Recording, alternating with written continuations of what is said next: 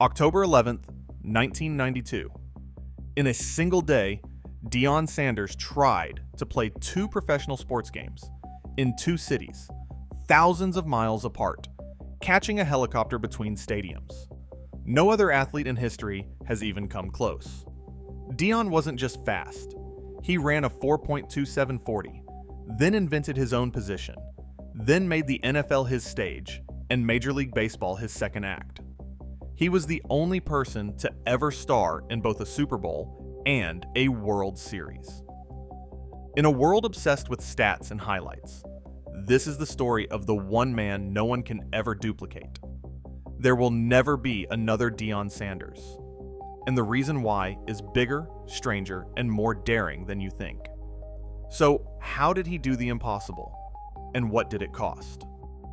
In Fort Myers, Florida, a wiry teenager turned every race into a runaway. Deion Sanders wasn't just fast, he made fast look slow. By the time he hit high school, he was stacking sprint titles in the 100 and 200 meters, breaking state records that had stood for years. On the football field, nobody caught him. On the track, nobody even tried.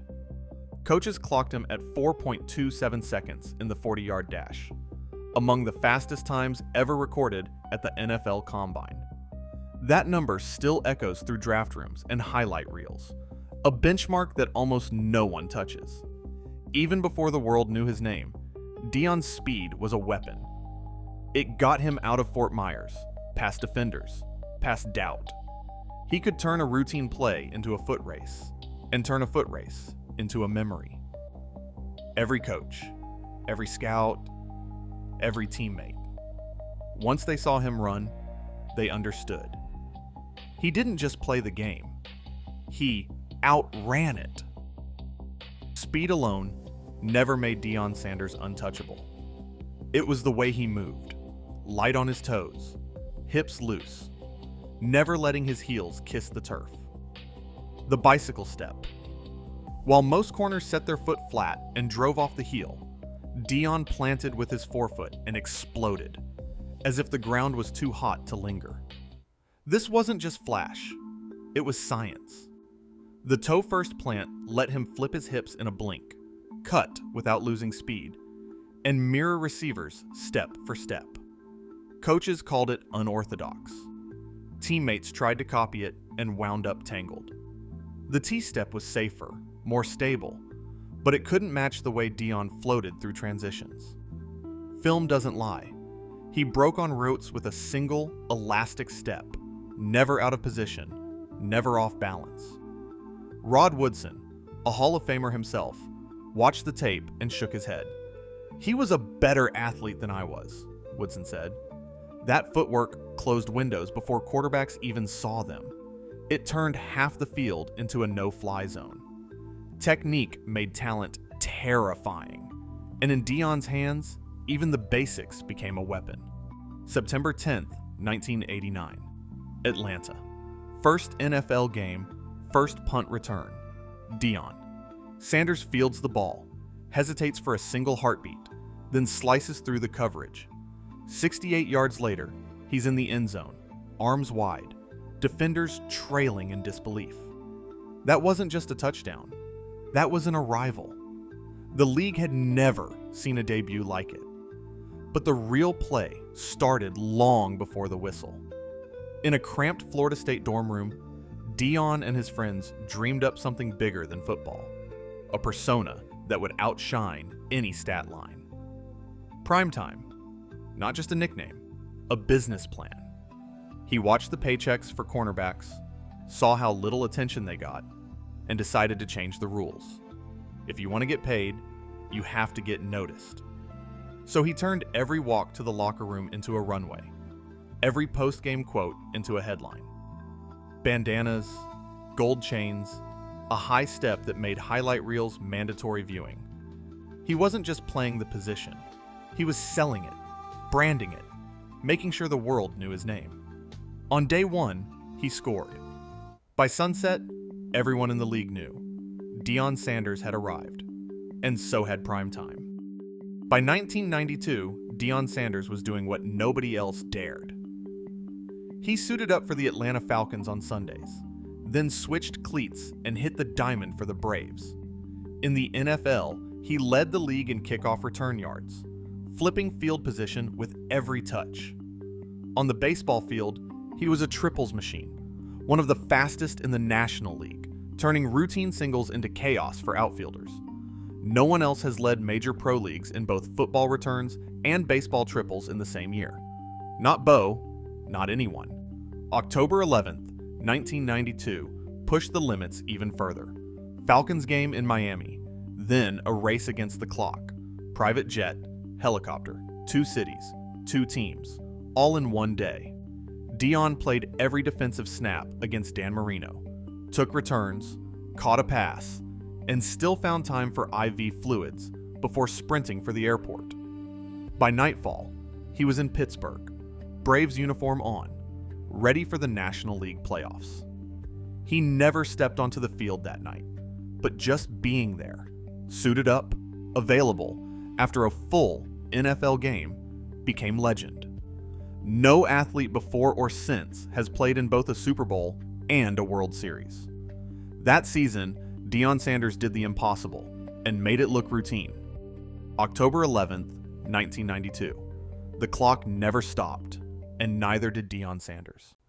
At sunrise, he was already defying physics. Barely a handful of hours after suiting up for the Braves in Pittsburgh, he boarded a private jet bound for Miami. Nike footed the bill. His agent, Eugene Parker, negotiated every minute with the Falcons, the Braves, and league offices. No one knew if the day's plan would actually work. By 11 a.m., Sanders was in the locker room at Joe Robbie Stadium, running on fumes and adrenaline. Falcons coach Jerry Glanville benched him for missing practice. But after one play, Deion was back on the field, shadowing Dan Marino, returning kicks, and catching his only pass of the NFL season. The heat was brutal. By the fourth quarter, he needed IV fluids just to stay upright. As soon as the final whistle blew, the real race began. Limo to the helipad, a standoff with the pilot. Too much weight, too many bodies, not enough time. Pat O'Brien's CBS crew filmed the chaos as Sanders insisted the Nike reps stay on board. The compromise? 2 trips to Opa-locka Airport, then a sprint to a waiting jet. Wheels up for Pittsburgh before sunset. Touchdown at Allegheny County Airport. Another helicopter. Another squeeze through security. By the time Sanders reached Three Rivers Stadium, the national anthem was echoing. Still in Miami's sweat, he changed into a Braves uniform and took his spot in the dugout. He never played an inning, but his presence was the headline. No athlete had ever attempted this. 2 professional games, 2 sports, 2 cities, all in one day. The logistics alone were Herculean. Sanders didn't just chase history, he forced the world to keep up. Primetime wasn't just a nickname, it was a cultural earthquake. Deion Sanders turned the field into a stage, and every snap was a show. The high step started as a taunt, a flash of gold cleats and white socks at full speed, but it spread like wildfire. Kids copied it in sandlots. NFL stars borrowed it for end-zone dances. He wore bandanas under his helmet, gold chains over his pads, and sunglasses indoors, long before endorsement deals made that standard. Sanders became the first NFL player with a major luxury sponsorship, signing with Nike and later strutting Louis Vuitton luggage through airports while teammates still carried duffel bags. His custom suits and bold accessories landed him on magazine covers, not just sports pages.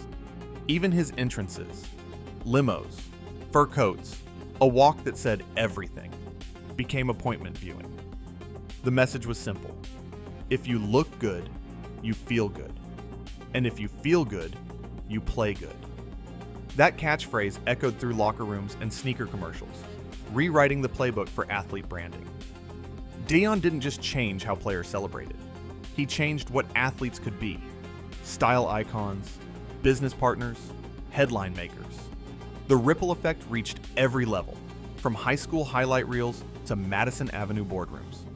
Prime time made swagger a requirement. Quarterbacks used to test Deion Sanders. Then they started checking their charts, looking for any excuse to throw somewhere else.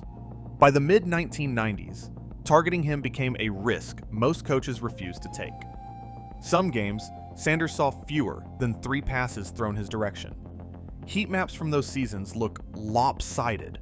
One side of the field lit up, the other side dark and untouched.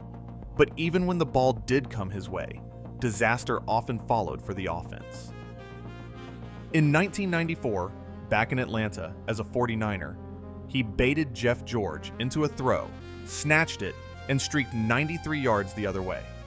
He high-stepped the final stretch, soaking in the boos from his old crowd.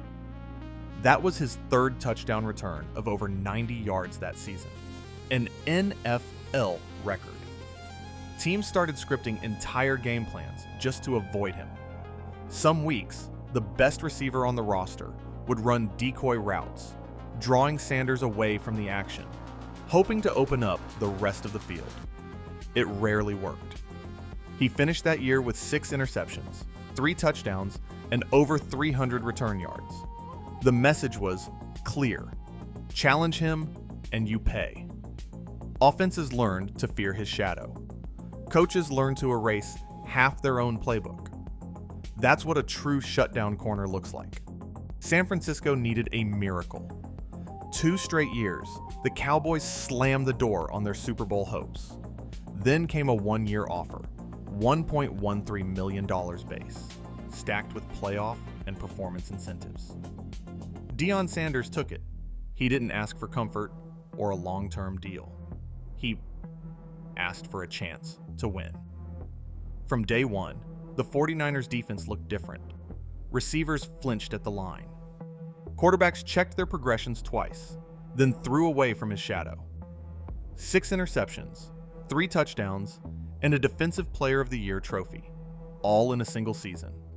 The 49ers rolled to a 13-3 record, blowing out opponents who once felt untouchable.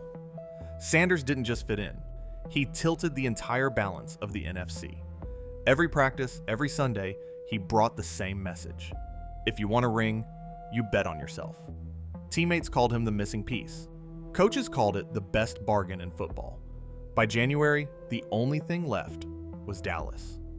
But for San Francisco, Deion Sanders was already the difference between almost and champion.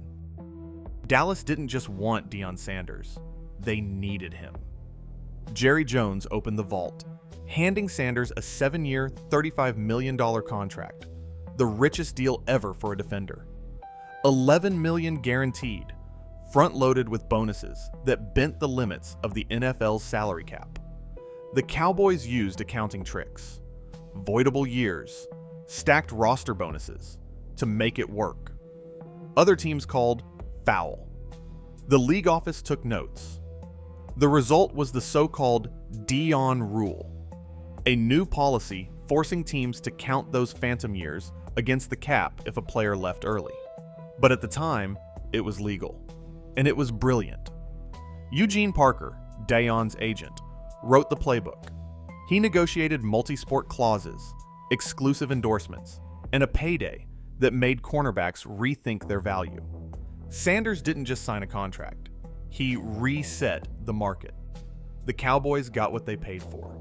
In his first season, Sanders locked down one side of the field, caught passes on offense, and helped Dallas win Super Bowl 30. He even hauled in a 47-yard reception in the title game, just to remind everyone he could do it all. Every team wanted a prime of their own after that, but the rules had changed. The door that opened for Deion slammed shut behind him. Today, no defender gets that kind of leverage. No one ever will. Today, the numbers alone shut the door. The top cornerbacks in the NFL can pull in $16 million a year, guaranteed, exclusive, and locked to a single sport. Every contract is airtight. No baseball, no side hustles, no loopholes for a 2-sport life. Salary cap rules, rewritten after Dallas paid Deion $35 million and bent the system with phantom years, make sure of it. Teams now guard their investments with ironclad clauses and year-round demands. Off-seasons are gone. Corners train 12 months, study film, chase every edge, just to keep up. The playbook has ballooned, the margin for error shrunk to inches. Even the NFL rulebook has changed. Pass interference flags fly at the lightest contact, and shutdown corners can't bully receivers the way Sanders did. Analysts from the NFL Network still put Deion at the top of every all-time list. Not just for the stats, but for the way he warped the game's economics and forced the league to change its own rules. The window that let primetime thrive has been welded shut. There will never be another athlete who can break through from both sides, business and sport, the way he did. Colorado football was a punchline. 1 win, 11 losses, empty seats, and no reason to believe. Then Deion Sanders showed up. He brought cameras, celebrities, and a tidal wave of attention. But the real change started in the locker room. Every player got a message. You're here to win, or you're gone. The roster flipped overnight. 4-star recruits who'd never considered Boulder started picking up the phone. Practice became a show. Music blasting, TV crews circling, but the work was real. Sanders delivered a promise. We coming?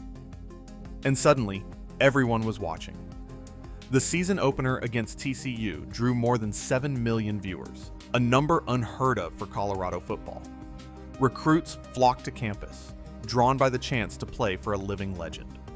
Travis Hunter, the nation's top two-way prospect, followed Sanders from Jackson State and played both sides of the ball, echoing his coach's old double-duty days. Former NFL stars dropped in, not as full-time staff, but as mentors and hype men, lending their weight to the primetime aura. Warren Sapp finished his degree and signed on for spring ball, proof that Sanders could pull Hall of Fame gravity even into the coaching ranks. Colorado didn't run the table. 4 wins, 8 losses. But every Saturday felt like an event. The crowds came back. The team believed again. For the first time in decades, Colorado mattered. That's the Coach Prime effect, turning a program into a headline, and a headline into hope. Deion Sanders is the only athlete in history to play in both a Super Bowl and a World Series, a feat verified by NFL and MLB records. His 4.27-second NFL combine time, the 68-yard punt return touchdown on his pro debut, and 2 championship rings with different teams stand as documented milestones. Archival contracts show he changed the economics of his position, leading to the Deion rule. While we have detailed the logistics of his helicopter day and the measurable impact on every roster he joined, some details, such as full official flight manifests and certain internal team communications, remain unavailable. Today, his turnaround at Colorado is recorded in NCAA results and television ratings, underscoring his continued influence. The facts show no athlete has matched his dual sport dominance, on-field innovation, or cultural reach. As the evidence stands, Deion Sanders' legacy remains singular and unrepeatable.